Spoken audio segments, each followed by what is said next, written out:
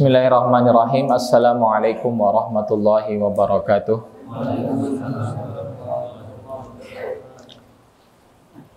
Innal hamdalillahi nahmaduhu wa nasta'inuhu wa nastaghfiruh wa na'udzu billahi min shururi anfusina wa min sayyiati a'malina. Man yahdihillahu fala mudilla lahu wa man yudlilhu fala hadiyalah.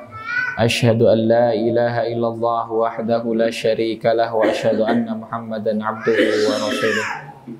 Allahumma salli wa sallim wa barik ala sayyidina wa maulana Muhammadin wa ala alihi wa sahbihi ajma'in. Amma ba'd. Ma'asyiral muslimin, aba dan ummahat yang dirahmati dan dimuliakan oleh Allah. Alhamdulillah, segala puji bagi Allah Subhanahu wa Ta'ala yang telah mengumpulkan kita di tempat ini dalam kondisi sehat walafiat. Dan Masya Allah, sore hari ini hujannya Masya Allah deres, gelap banget nih. Tadi di atas itu juga kelihatannya itu sudah koyok malam gitu. Saking gelapnya, dan ini mungkin yang menjadikan beberapa ikhwah, abak dan ummahat yang mungkin dari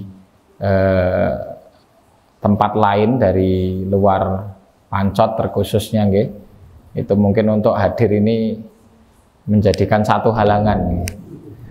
Tapi insya Allah kita niati di sore hari ini kita ingin thalabul ilmi, dan semoga yang sudah sampai sini mendapat pahala yang berlipat, insya Allah.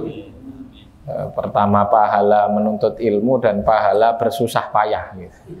Bersusah payah di tengah-tengah derasnya hujan, Masya Allah. Nah, kita lanjutkan kajian kita membahas masalah fikih keluarga dan juga materi yang sebelumnya kita tadabbur dari surat Ali Imran dari ayat 33 terakhir sampai ayat ke-37. Allah Subhanahu wa Ta'ala berfirman, fataqabbalaha rabbuha biqabulin hasan. A'udzubillahi minasyaitonir rajim. Fataqabbalaha rabbuha biqabulin hasan wa ambataha nabatan hasanan wa kaffalaha Zakaria. Kullama dakhala 'alaiha Zakaria al-mihraba wajada 'indaha rizqa. Qala ya Maryamu anna laki hadha? Qalat huwa min 'indillah. Innallaha yarzuqu man yasha'u bighairi hisab. Terakhir sampai ayat ini, Bapak-bapak, ibu-ibu, kisah dari keluarga Imran, ya, yaitu tentang kelahiran Sayyidati Maryam, atau orang Jawa ngomongnya Siti, Sayyidati, ini aslinya bahasa Arab. Orang Jawa susah, Sayyidati kok dawa, disingkat apa? Siti, Sayyidati. Siti Maryam, salah satu wanita terbaik yang pernah ada di muka bumi ini, ya, dan insya Allah termasuk pemuka wanita di surga, ya, salah satu pemuka wanita di surga. Allah berfirman, wa daraballahu mathalan lil ladzina amanu imra'ata fir'aun. Dan Allah memberikan permisalan kepada orang-orang yang beriman, istrinya Fir'aun, idh qalat rabbi ibnili indaka baitan fil jannah. Ketika istri Fir'aun berdoa, wahai Allah, bangunkanlah bagi aku rumah di tengah surga. Wa najjini min fir'auna wa amalih, dan selamatkanlah aku dari Fir'aun dan juga amalannya, yang notabene-nya suaminya. Wa najjini minal qaumidz zalimin, dan selamatkanlah aku dari orang-orang yang zalim. Kemudian wa Maryam binata Imran, ya, lengkap di situ nasabnya. bapaknya juga disebut, wa Maryam binata Imran, dan Maryam putri dari Imran. Nah, ini nyambung dengan ayat ini. Nggih. Ini ada di surat Ali Imran, menceritakan keluarganya Imran, ya, proses kelahiran putrinya bernama Maryam, yang kemudian jadi wanita terbaik disebut di surat At-Tahrim tadi. Ya, dijadikan permisalan bagi orang-orang beriman, salah satunya wa Maryam binata Imran, dan Maryam putri daripada Imran, allati ahsanat farjaha. Ya. Satu keistimewaan yang dimiliki adalah bahwa putri dari Imran ini menjaga kehormatannya dengan menjaga kemaluannya. Ya, fanafakhna fihi mir ruhina, dan kami tiupkan ke dalam rahimnya, ya, salah satu daripada roh kami, yaitu roh. Maksud roh kami di sini dinisbatkan kepada Allah. Itu bukan berarti roh yang ditiupkan di situ itu bagian dari Allah. Nah, ini kesalahan orang Nasrani. Ya. Ketika menganggap bahwasanya fanafakhna fihi mir ruhina, dan kami tiupkan dari roh kami, ya itu loh, Isa itu dari Allah Subhanahu wa taala, maka dinisbatkan kepada Allah sebagai putranya, waliyadzubillah. Nah, kita memahaminya nggak gitu. Fanafakhna fihi mir ruhina, dan kami tiupkan dari roh kami, bahwa Allah Subhanahu wa taala, ya, menciptakan seluruh umat manusia ini, ya, yang di Allah Subhanahu wa taala tiupkan roh kepada setiap Bani Adam, ya. Roh kami nisbatnya itu roh ciptaan kami. Gitu kita memahaminya. Ya. Bahkan kalau mau lebih jelas lagi, malah dalam satu riwayat Allah itu menisbatkan bahwa saja Adam itu diciptakan dari dirinya, tapi bukan dari zatnya maksudnya. Ya. Bukan dari zatnya, bahwasanya Adam itu diciptakan bagian dari zat Allah, bukan. Ya. Malah dalam riwayat lain disebutkan Adam diciptakan menyerupai seperti rupaku. Ala suratihi khalaqallahu Adam ala suratihi. Allah menciptakan Adam menyerupai rupanya. Nah, rupanya di sini ini ada yang kemudian menafsirkannya rupa Allah. Padahal nanti kita dapati para ulama juga menyampaikan rupanya itu ya rupa Adam, menyerupai rupa Adam. Ala kulli hal, kita meyakini bahwa putra daripada ibunda Maryam itu adalah makhluk, ya, bukan sebagaimana yang disangkakan sebagian orang dari kalangan Nasrani, menganggap bahwasanya putra Tuhan, anak Tuhan. Ya, ini fanafakhna fihi mir ruhina wa saddaqat bi kalimati rabbiha. Ya. Dan bahwa Siti Maryam itu sadaqat, membenarkan, ya, mengimani, bisa diartikan juga demikian. Karena arti iman itu tasdik, bi kalimati rabbiha, arti iman itu membenarkan. Bi kalimati rabbiha, dengan kalimat, ya, ayat-ayat firman Allah Subhanahu wa taala, juga ketetapan Allah. Ya, wa saddaqat bi kalimati rabbiha, itu maknanya dua. Kalimat itu bisa berarti apa? Ayat-ayat, ya, artinya syariat. Oke. Siapa saja yang membenarkan syariat, ya, itu masuk dalam kategori ini. Atau juga wa saddaqat bi kalimati rabbiha, membenarkan seluruh takdir, ketetapan Allah Subhanahu wa taala, mengimaninya dengan ridho. Karena nanti kita dapati kan apa, ujian bagi ibunda Maryam, melahirkan anak tanpa bapak. Ini ujian itu. Dalam surat Maryam Ya, jadi Sayyidati Maryam itu namanya sampai dijadikan nama surat untuk mengabadikan, menunjukkan akan keagungan beliau. Ya. Beliau bingung ketika kemudian dikatakan ya bahwa kamu akan hamil, akan mengandung dan melahirkan anak. Ya. Maka dia katakan, kok bisa demikian? Ya, padahal belum pernah ada yang menyentuhku. Ya. Walam yamsasni bashar, belum pernah ada yang menyentuhku. Bagaimana mungkin? Saya ini wanita yang tidak pernah berbuat maksiat, nggak ada yang pernah menyentuhku. Kok bisa saya hamil? Maka dijawab qalu kadzaliki qala rabbuki huwa alayya hayyin. Ya, dalam surat Maryam. Mereka berkata, itu para malaikat, para utusan ketika mengabarkan hal tersebut berkata, ya, bahwa hal tersebut itu mudah bagi Rabbmu.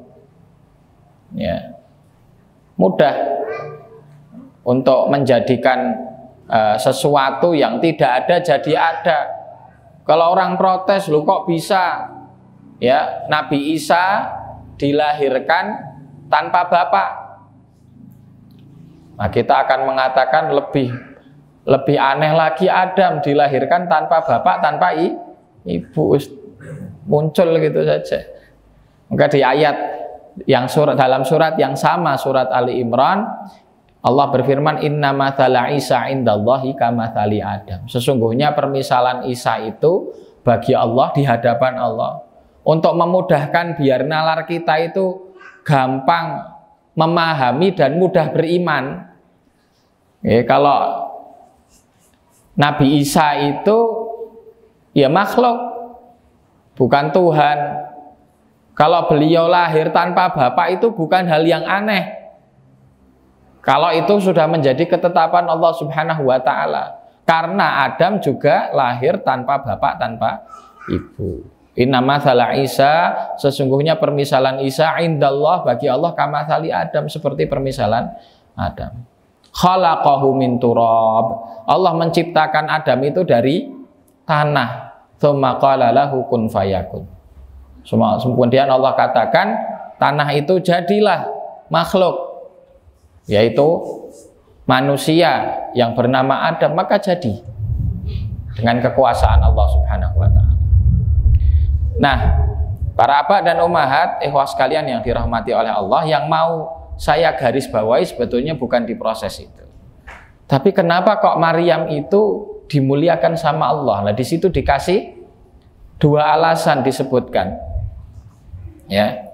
Wa Maryam banata Imran allati ahsanat farjaha fanafakhna fihi min ruhina wa saddaqat bi kalimati rabbiha. Atau tiga, wa kanat minal qanitin. Yang pertama adalah ya allati ahsanat farjaha.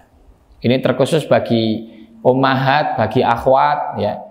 Kalau pengen mulia di hadapan Allah, di sisi Allah, dan bagi abah, barang siapa yang ingin keluarganya, istrinya, anak-anak perempuannya mulia di sisi Allah, maka ada 3 poin ini. Yang pertama adalah menjaga kehormatan, ya, menjaga kemaluan, menjaga kehormatan.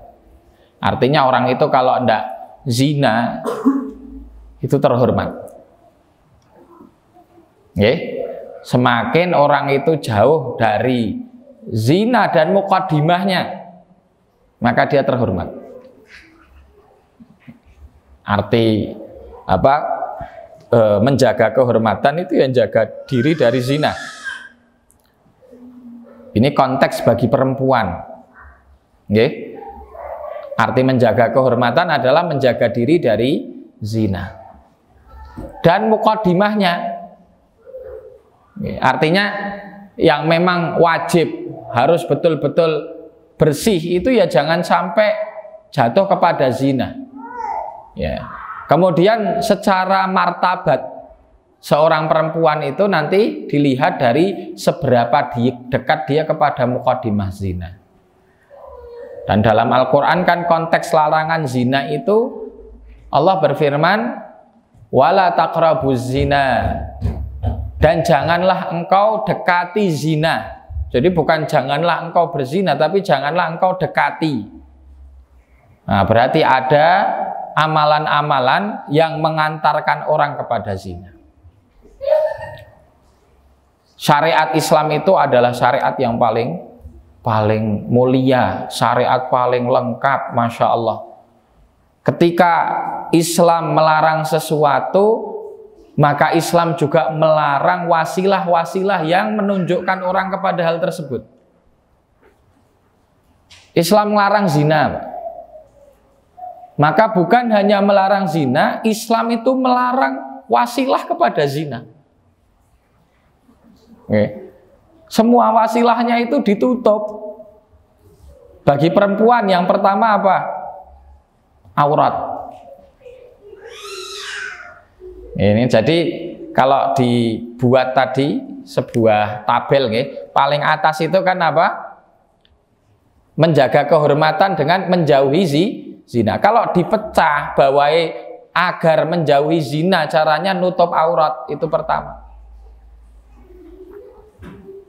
Cara yang pertama nutup aurat.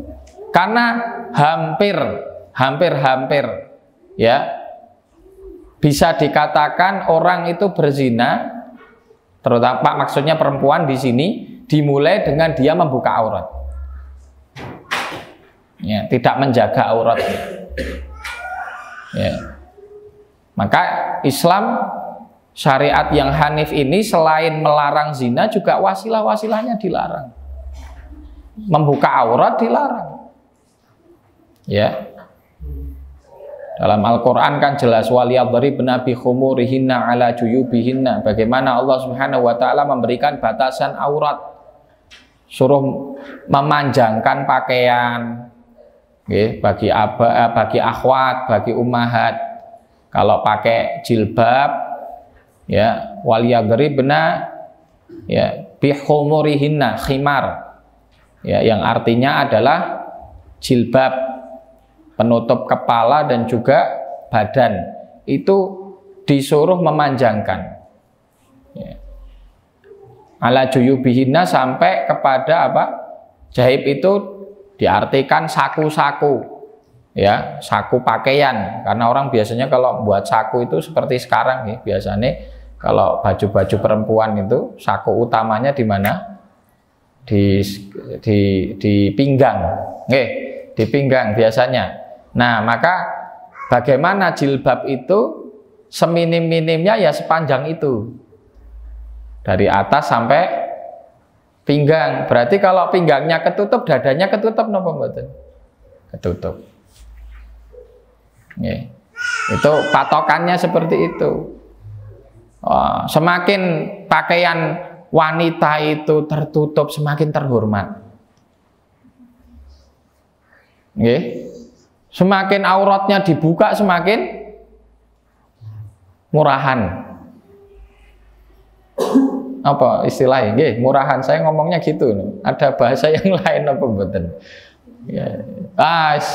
Itu lebih parah. Kalau hina, semakin hina, waduh, gitu. Ya semakin dianggap murah gitu. Memang gitu nyatanya gitu. Maka orang coba kalau pemuda-pemuda itu ngumpul di pinggir jalan, itu kalau ada perempuan lewat yang biasanya digodani sing soti, sweet gitu. Ini biasanya sing apa? Kan yang seksi, perempuan yang ndak nutup aurat. Ada nggak kira-kira sadaran gitu kemudian digodani seperti itu? Jarang, segen orang. Semakin aurat itu ditutup, semakin orang itu segan, semakin terhormat wanita. Ya, meskipun realitanya terbalik sekarang. Wah, semakin dibuka, semakin merasa dia bebas, semakin dia terhormat. Ya, malah ada orang wanita-wanita yang beranggapan bahwasanya kehormatan dia itu ketika dia itu tampil menarik, tampil cantik, ya, diumbar auratnya itu kepada orang lain, nah itu semakin terhormat. Ini pandangan wanita jahiliyah. Ya. Dan payahnya di tahun 2020 yang sudah katanya milenial itu justru tambah jahiliyah. Ya. Jadi untuk menjaga kehormatan itu kita harus menjauhkan diri kita sejauh-jauhnya dari zina. Mukadimah-mukadimahnya harus dijauhi. Yang pertama membuka aurat. Kedua apa? Ya. Mukadimah zina. Dari yang paling kecil, ghadul basar, zina mata. Ya. Islam melarang juga itu. Ghadul basar. Allah Subhanahu wa taala dalam surat An-Nur ya, menegaskan tentang larangan ya bagi laki-laki ataupun perempuan ya, atau perintah, tentunya perintah yang artinya lawannya adalah larangan. Perintah untuk menundukkan pandangan, berarti ketika jelalatan itu dilarang. Ya. Jadi sampai masalah pandangan saja itu diatur, karena memang mukadimah ataupun pintu masuk pertama kali zina itu ya dari pandangan mata, dari mata turun ke hati. Maka dalam satu hadis apa? Zina mata melihat, zina telinga mendengar, zina tangan menyentuh merasakan, zina kaki melangkah, sedangkan kemaluan membenarkan ataupun mendustakannya. Jadi ada mukadimahnya dulu, nggak terus tiba-tiba orang langsung zina gitu, enggak. Ya. Ngaji ini. Ngaji itu kan yang dibaca bagus ayat-ayat Allah, yang dibaca Al-Quran. Tapi suaranya ini karena pendapat ulama yang mengatakan suaranya aurat, dan ketika itu dibacakan di depan laki-laki yang bukan mahram, maka seakan-akan mengumbarkan auratnya. Tapi di situ sekali lagi ini khilaf. Meskipun khilaf tentang masalah suara wanita aurat atau bukan, termasuk tadi membaca Al-Quran di hadapan laki-laki asing, tetapi semuanya sepakat bahwasanya biduan perempuan itu haram. Oke. Biduan perempuan, ya, biduan wanita. Saya belum mendapatkan perkataan dari mutaqaddimin yang memperbolehkan wanita itu nyanyi di depan. Dua, melalui proses yang tepat, pasangan yang tepat dan proses yang tepat. Melalui pacaran itu kita sebetulnya nggak akan dapat sosok ideal, sosok tepat ya, yang standar syar'inya itu masuk. Karena akhwat muslimah yang baik itu ya nggak pacaran. Nggih. Yang kedua proses, jelas prosesnya salah. Ya maka memang mempengaruhi nantinya. Kalaupun sampai kemudian berjodoh menikah, biasanya mempengaruhi kepada barokah pernikahan. Ya. Ini memang penting untuk nanti dievaluasi. Oh, saya dulu proses nikahnya pakai pacaran dulu. Ya, maka butuh untuk banyak-banyak istighfar, banyak taubat agar menghapus jejak rekam buruk di masa lalu untuk memperbaiki dan menambah barokah bangunan keluarganya. Nah, sekarang ini masalah pacaran bukan hanya orang awam, bukan hanya anak-anak umum, termasuk yang di pesantren pun juga terkena ini. Ya, ujian cobaan, kadang kita nitip ke anak ke pesantren, ya pikir kita wah sudah aman itu. Ternyata datang surat panggilan dari ustate. Ya, setelah dipanggil orang tuanya, kenapa ini? Oh, pacaran anaknya. Ada yang harus sampai dikeluarkan karena memang peraturan pondoknya tidak boleh pacaran. Jadi bapak-bapak, ibu-ibu yang punya anak-anak sudah masuk usia puber, baik laki ataupun perempuan, nah ini memang harus ekstra, ya, harus ekstra hati-hati, harus mulai banyak dibersamai. Betul, nggak apa-apa, nggak aib jenengan itu nanyakan kalau punya apalagi anak akhwat yang sudah masuk usia balik, apalagi mungkin sudah aktivitas di luar, mengenal banyak orang, punya HP, ya ditanya HP-mu isinya apa, duwe kanca cowok pora, itu harus enggak apa-apa ditanya anak itu. Kadang orang tua mau nanya kayak gitu malah segen, nggak berani gitu loh, takut anaknya tersinggung. Wah ini repot. Diajak ngobrol biasa saja sambil dimasukkan, disisipkan, dinasehati. Ya nduk, hati-hati loh nduk ya, kamu sudah besar. Apalagi seumpamanya mungkin usia kuliah, masuk kampus, waduh itu kan tambah banyak lagi itu apa bahayanya. Diajak ngobrol itu insya Allah ya, obrolan dan wejangan dari orang tua itu jadi proteksi. Seminim-minimnya apa anak itu ketika kadang lalai mau dek, oh yo kelingan wejangane abiku, wejangane umiku, itu akan jadi protek. Jadi anak itu nggak apa namanya ini, nggak los gitu. Aneh nggak pakai gitu, anak los. Dia mikir awalnya takut-takut itu ketika mungkin apa punya temen cowok terus mulai pacaran, itu sebetulnya perasaan nggak nyaman, nggak ketemu orang tua ngindar gitu ya. Wong tuane sebetulnya ya nggak gagas gitu, karena mungkin kadang sebagian orang tua itu kan ada yang memang nggak ngurusi urusan anak, yang penting anakku tak kei pangan wis gitu. Dia awalnya itu pengen menghindar, malu ketemu orang tua, karena apa? Menyembunyikan kesalahan gitu, khawatir kesalahan ini diketahui sama orang tua. Tapi lama-lama loh, ketoke kok abiku kok cuek tok ya, oh berarti rapopo gitu ya. Nganggapnya ndak masalah, wis terus lanjut itu.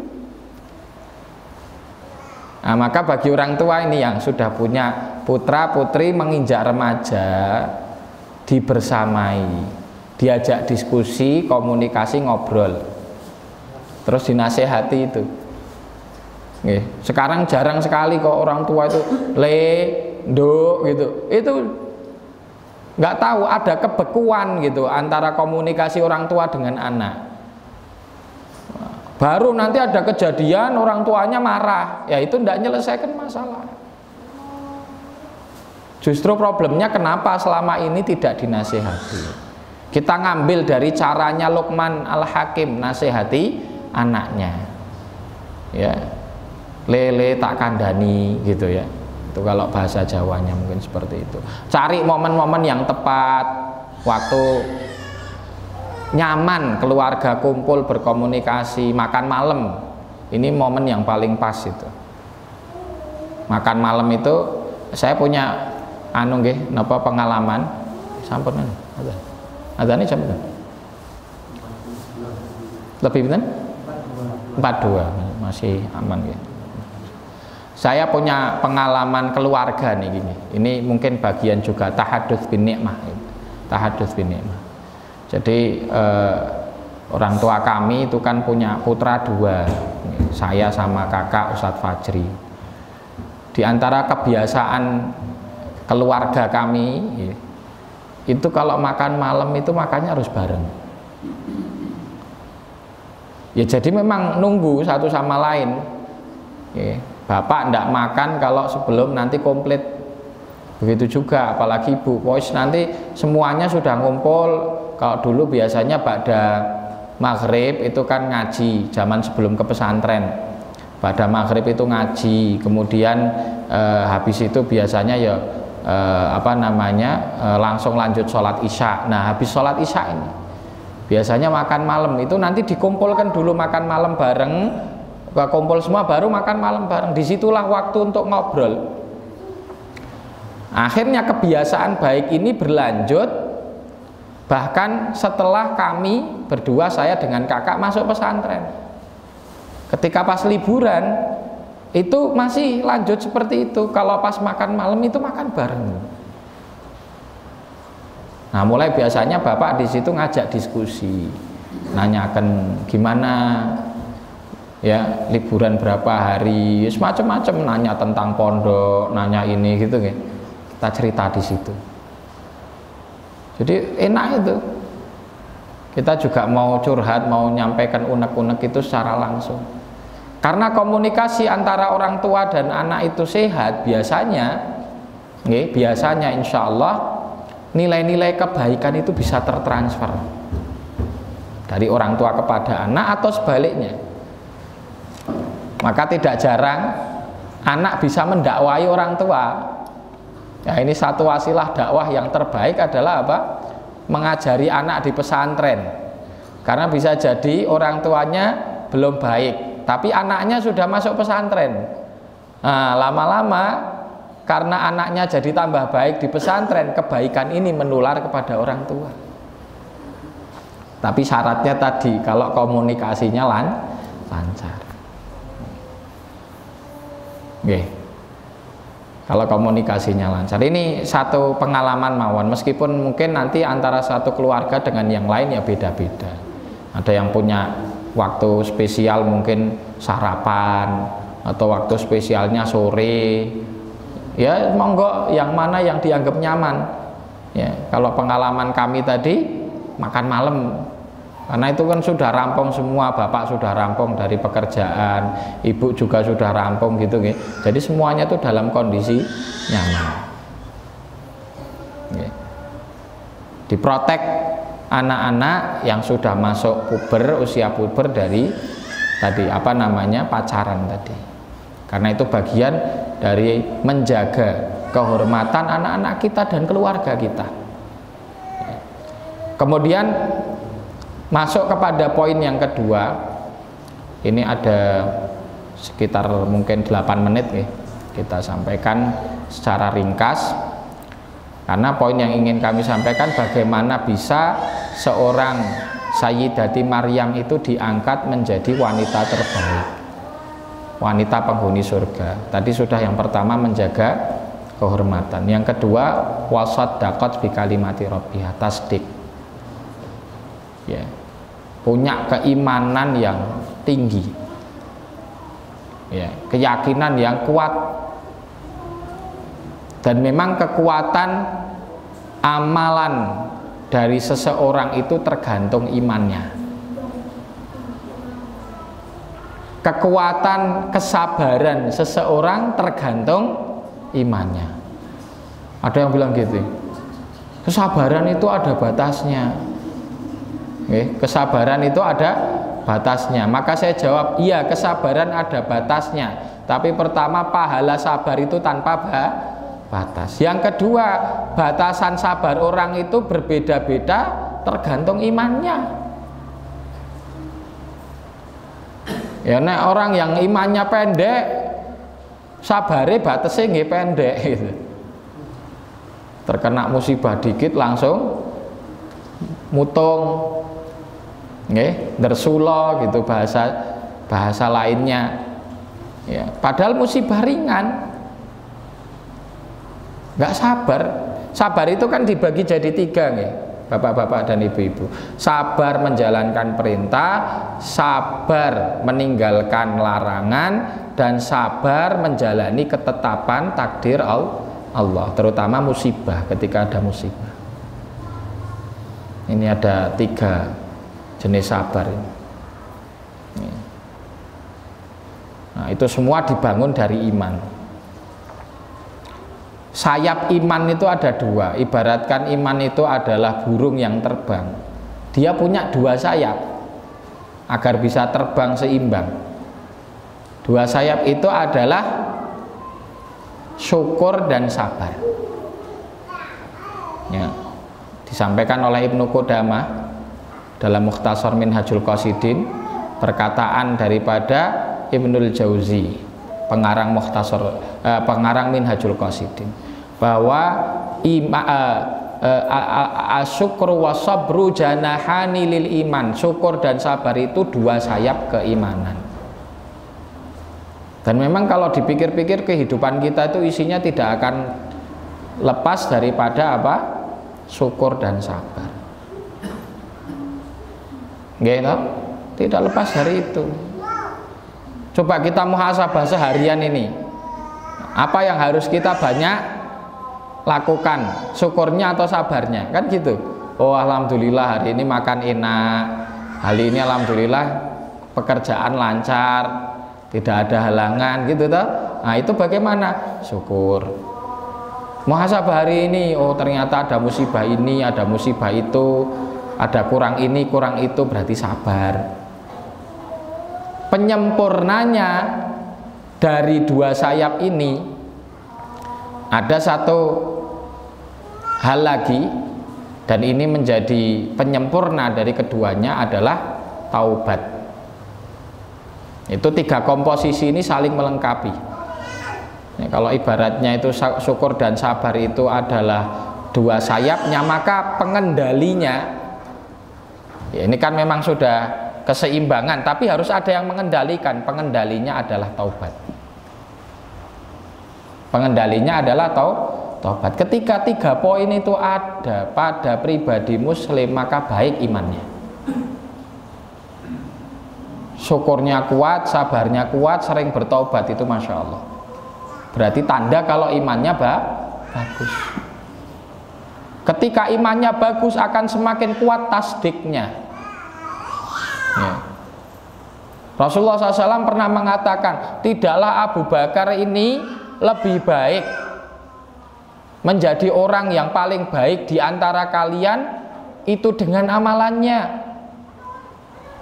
bukan dengan qiyamul lailnya, bukan dengan puasanya, bukan dengan sedekahnya, tetapi dia mengungguli seluruh sahabat yang ada waktu itu karena sesuatu yang ada dalam hatinya. Ini kata Rasulullah, yaitu iman. Maka kenapa kok Abu Bakar itu dijuluki As-Siddiq? Karena paling mudah, paling gampang membenarkan setiap yang datang dari Allah dan Rasulnya. Nggak pernah diingkari. Kalau yang ngomong Allah Rasulnya sudah langsung dia beriman, dia benarkan. Puncaknya ketika Isra Mi'raj, banyak orang ragu apa ya bener dan seterusnya. Ya, kata Abu Bakar, kalau ini yang ngomong Muhammad saya mempercayainya. Udah cukup titik, nggak dinalar, nggak dipikir, karena memang imannya kuat itu. Coba siapa yang paling tabah ketika mendengar wafatnya Rasulullah SAW? Abu Bakar. Ya, ini sama-sama baik, tapi coba nih kualitasnya Abu Bakar sama Umar itu kan terlihat di situ.